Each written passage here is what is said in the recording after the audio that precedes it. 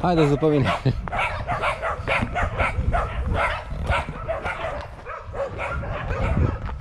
Am găsit o echipă de câini. Foarte frustrant aseul ăsta. Deci iar m-am băgat prin bălării. Se pare că urma asta de cărare, că nu e curățată deloc, merge chiar pe marginea stâncilor.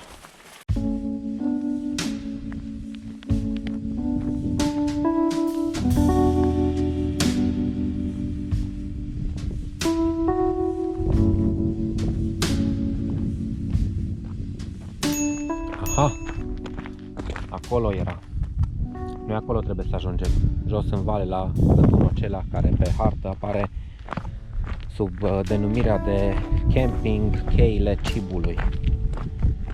Și văd mai în față pe drum o cruce și cred că acolo ne vom reîntâlni cu traseul. Și în vale văd un indicator.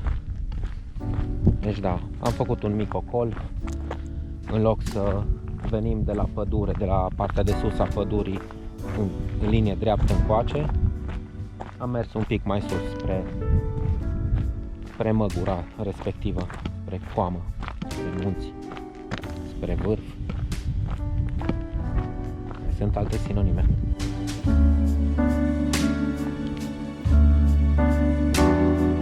Niște turiști mai în față care urcă din direcția în care eu va trebui să cobor. M-au lămurit. E simplu, doar că nu e marcat foarte bine. Deci de acolo, de după crucea respectivă, se face dreapta, se coboară în direcția indicatorului, care nu știu dacă se vede acum în film. Se merge apoi spre drumul pietruit, care se vede tot așa în depărtare, dacă se vede. Și se ajunge jos la un drum asfaltat. Intrarea în cheile Cibului. E de apreciat că e liniște aici. Sunt primele două persoane cu care m-am intersectat după vreo 3 ore de când am plecat de la mașină. Și vreme bună. Până acum chiar am avut noroc. Multe brândușe de toamnă în zona asta. Și mentă. Asta e excelentă în ceai. Ce bine miroase.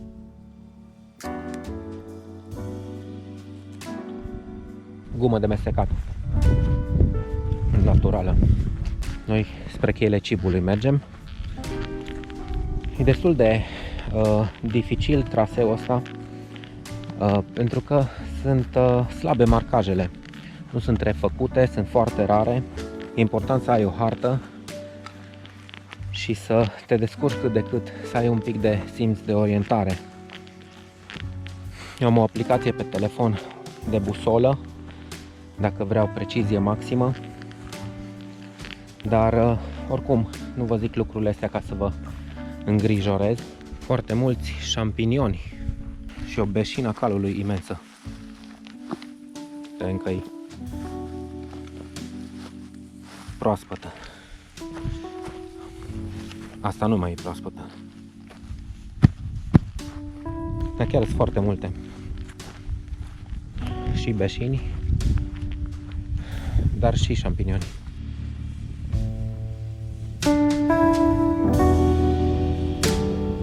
Ăsta e un prun. Ce avantaje sunt să mergi toamna pe traseu totuși? Când sunt făcute fructele, dacă găsești. Nu mi-am dat seama de lucrul ăsta în tinerețe. Acum la 30 și 10 de primăveri, altfel apreciez mâncarea pe traseu.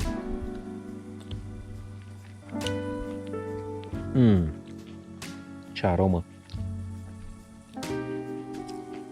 Foarte bună.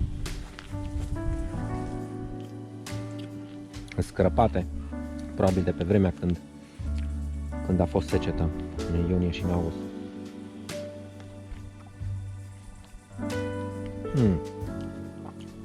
O să-mi iau câteva.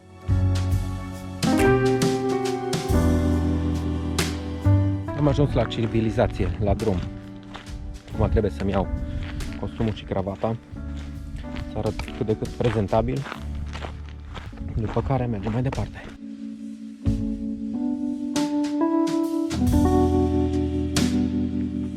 Am ajuns la asfalt și respectiv un indicator care indică invers direcțiile de mers, adică nu ce ne interesează pe noi, ci de unde am venit.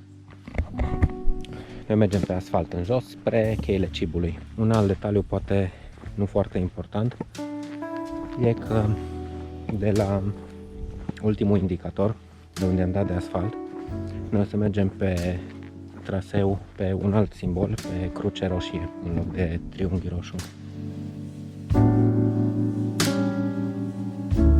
Asta e locul sau indicatorul de la care vom intra pe cărare. Părăsim asfaltul, intrăm din nou pe cărare spre Ardeu. Pe indicator scria o oră jumate, 2 ore din acest punct. Gata. Gata, gata. Să rămână.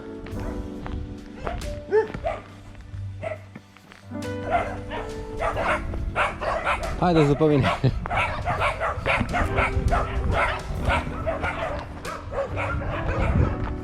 Am găsit o echipă de câini. Trebuie să-mi iau sanie și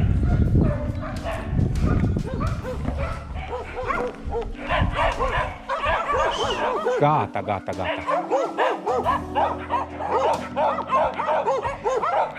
Hai.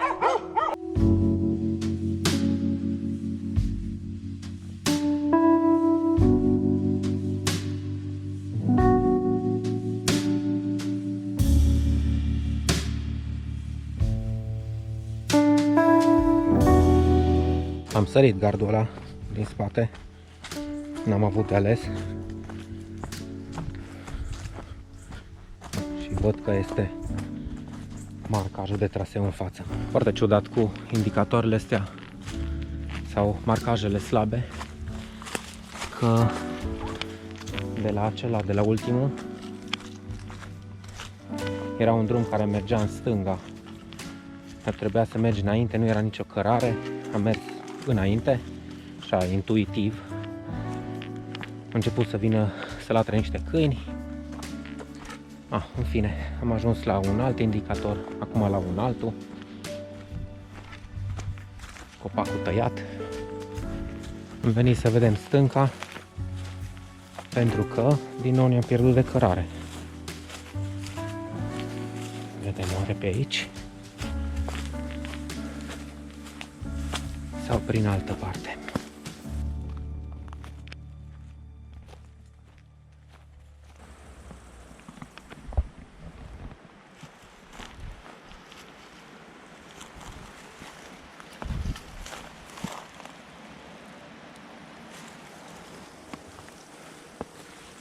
Pe aici nu se vede nicio cărare. Mergem înapoi la indicator.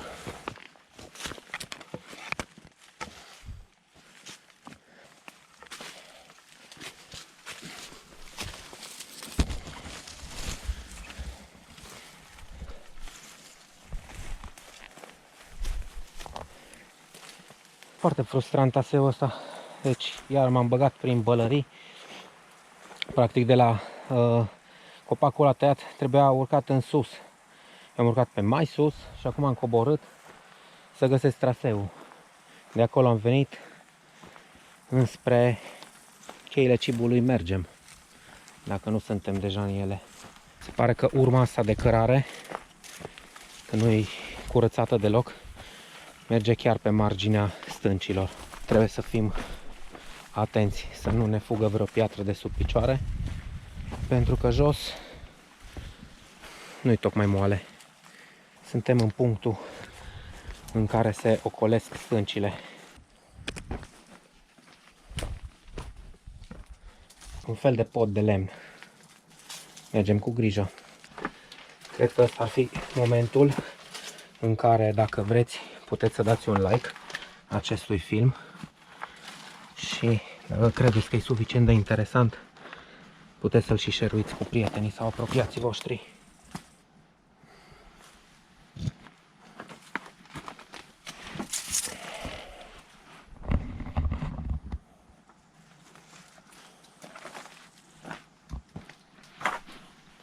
Foarte mulți mărăcini și plante spinoase, tot zgâriat pe picioare, puțin și pe brațe. Dar putea fi și mai rău, puteau să mi se aprindă chibriturile în buzunar.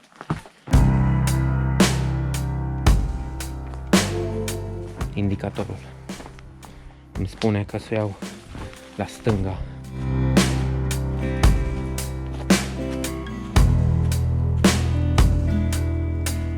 Am fost nevoit să-mi iau pantaloni lungi pentru că cred că în față tot așa mărăcinos o să fie, de apă oricum nu mai dăm, sau dacă mai dăm mă schimb înapoi încă o dată. Și continuăm.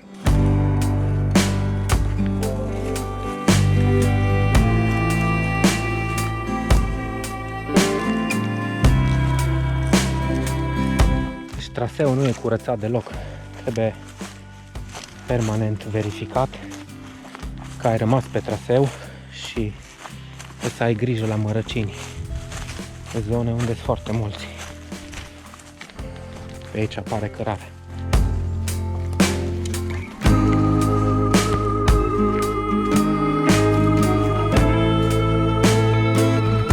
Am ajuns într-un loc mai deschis după ce a fost nevoie să-mi iau și tricoul pe mine din cauza mărăcinilor și văd acolo în pajiște un indicator cu marcajul. Teoretic aici în vale ar trebui să coborâm.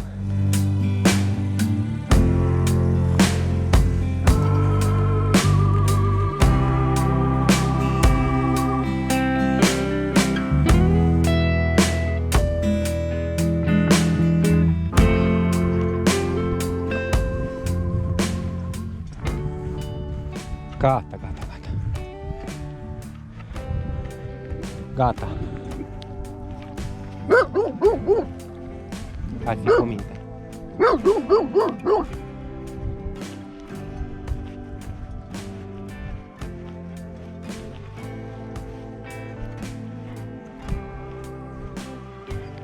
Hai, fi și tu cu minte. Fi și tu cu minte că am plecat. Nu intenționez să rămân. Am dat de drumul ăsta forestier sau ce-o fi, e un drum pietruit, un pic noroios, pe care sunt niște urme de mașină. Drumul aparent coboară în vale, unde trebuie să ajung și eu. O să văd dacă mai sunt indicatoare, dar cred că odată ajuns la drumul ăsta nici nu mai contează. Jos în vale se vede biserica aceea din sat, deci să convins deja 99% că suntem pe direcția cea bună. Până în momentul ăsta am făcut cam 5 ore și un pic în total până ajung la mașină. Vor fi 5 ore jumate, poate aproape 6. Voi încheia aici pentru că suntem aproape de finalul traseului. Sper că v-a plăcut, mulțumesc că ați urmărit, dacă ați urmărit până aici. Nu uitați să vă înscrieți la canalul ăsta dacă n-ați făcut-o deja. Să apăsați butonul like dacă vi se pare potrivit. Să scrieți într-un comentariu dacă ați făcut genul ăsta de trasee, dacă vi se pare ok, modul în care am abordat problema orientării sau orice altă informație sau nelămurire, întrebare, în măsura în care pot eu să vă răspund. Voi mai pune probabil câteva imagini doar dacă găsesc ceva interesant mai jos. Acestea fiind spuse, aveți grijă de voi, toate cele bune, pace pe pământ și să ne vedem cu bine la următorul film. Ciao! Am revenit cu o scurtă informație de final. Dacă aveți orientare în spațiu, cum vă e mai ușor să vă ghidați, este după vârful ăsta. Practic tot circuitul pleacă din satul Ardeu, care e aici în vale, merge prin cheile Glodului, ajunge în spatele dealului sau muntelui, ce-o fi, și se întoarce prin cheile Cibului înapoi în Ardeu. Deci asta ar putea fi ca un punct de reper foarte bun dacă aveți parte de vreme bună, normal. Probabil dacă e ceață sau ploaie, nasol atunci cu marcajele astea.